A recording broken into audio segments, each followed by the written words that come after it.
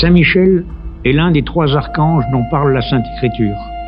La mention la plus connue se trouve dans le livre de l'Apocalypse, où Saint Jean représente l'archange sous la figure d'un guerrier et même d'un chef de guerre, puisqu'il commande une troupe d'anges qui livre avec lui une bataille contre un ennemi puissant, symbolisé par un monstre fabuleux, le dragon, figuration de Satan.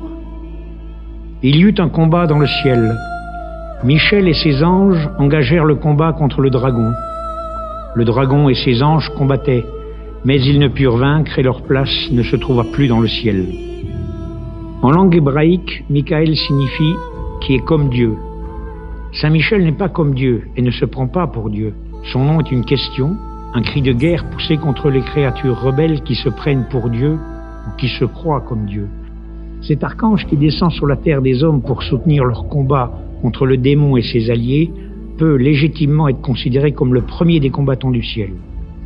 Il n'est donc pas surprenant que dans l'histoire, il fut choisi comme protecteur de l'Église, de la France et de ses armées, et donc encore moins surprenant que dans cette lignée, il fut choisi par les troupes aéroportées comme saint patron, voyant en ce combattant céleste le protecteur du parachutiste contemporain. Bien qu'il soit une créature céleste, notre saint patron s'est laissé voir à plusieurs personnes tout au long de l'histoire.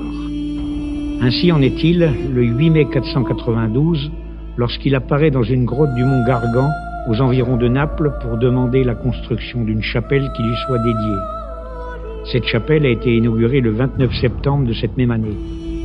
2 siècles après cette apparition spectaculaire, en Normandie, l'archange apparaît à Aubert, l'évêque d'Avranches, à qui il demande également de bâtir une chapelle sur ce qui deviendra le mont Saint-Michel, et afin de la magnifier, Aubert fait apporter les reliques du mont Gargan.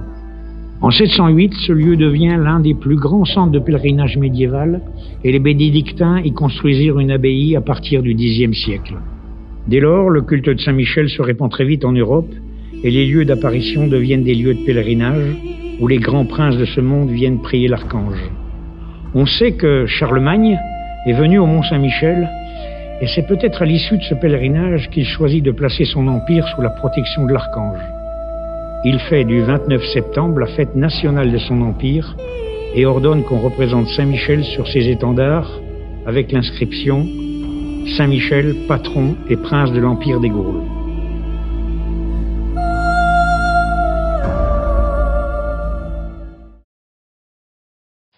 L'origine du culte de Saint-Michel par les parachutistes remonterait à la Seconde Guerre mondiale en Angleterre, où l'aumônier du 2e Special Air Service aurait béni des médailles de Saint-Michel qu'il remettait aux parachutistes appelés à sauter sur le territoire français.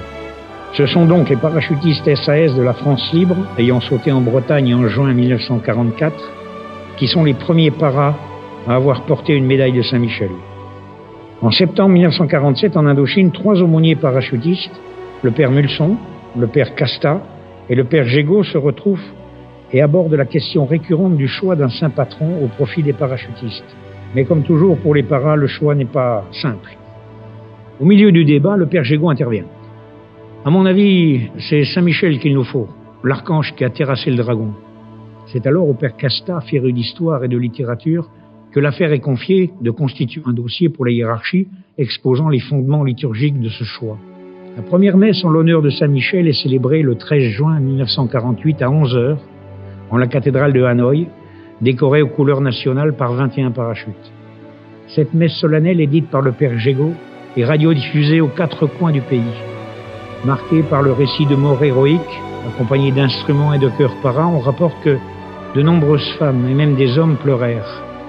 À la radio, le speaker terminait la célébration par ces mots. Ils ont combattu dans l'honneur, sans cesse et se dépassent, pour honorer leurs frères dans une piété incomparable.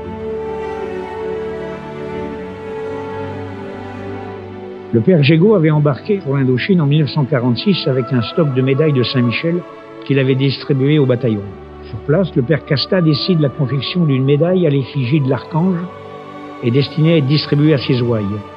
Il prend alors contact avec Pham Hao, maître lacqueur et professeur à l'école d'artisanat artistique de Hanoï, auquel il confie une esquisse. Le métal nécessaire à la fabrication des médailles est fourni par le premier bataillon de parachutistes coloniaux et provient d'un lot de piastres d'argent saisis sur le Viet Minh après le saut sur Bac-Cannes lors de l'opération Léa. Les premières médailles livrées sont expédiées aux familles des parachutistes du premier BPC, tombés au combat et portent au dos le nom du mort. Après la guerre d'Indochine, la médaille de Saint-Michel du père Casta semble disparaître de la circulation. Les parachutistes se procurent par eux-mêmes ou se font offrir par leur aumônier des médailles d'un modèle banal trouvé dans le commerce. Il faut attendre l'an 2000 pour que le modèle original de la médaille ressuscite. Un biographe militaire offrit au colonel Stoichsteiner, alors chef de corps du 8e RPIMA, un exemplaire de la médaille du père Casta, encore emballé dans la pochette d'origine. Avec l'aide de l'aumônier du régiment, le père Minomato, le colonel contacte alors le père Casta, retiré en Corse, pour le prier d'autoriser que sa médaille redevienne la médaille officielle des troupes aéroportées. Le père Casta donna sa bénédiction et la production fut alors relancée dans la brigade Para. Les aumôniers peuvent de nouveau aujourd'hui l'offrir aux jeunes stagiaires se préparant au brevet. Ainsi, l'image de Saint-Michel peut à nouveau circuler et se retrouver entre toutes les mains et sur tous les cœurs. Mais cet archange qui terrassa un dragon symbole du mal, ne s'est-il pas étonné qu'un régiment de parachutistes ait justement encore un dragon sur son insigne de tradition? Car notre insigne porte bien un dragon, et ceux qui, en 1951, le créèrent, firent ce choix parce que cet animal mythique était celui de la brigade des parachutistes coloniaux de l'époque. Ce ne pouvait être qu'un bon dragon puisque Saint-Michel avait depuis longtemps éliminé le mauvais. Mais pour rassurer tout le monde, le 8 l'a appelé chimère et la question ne s'est plus posée.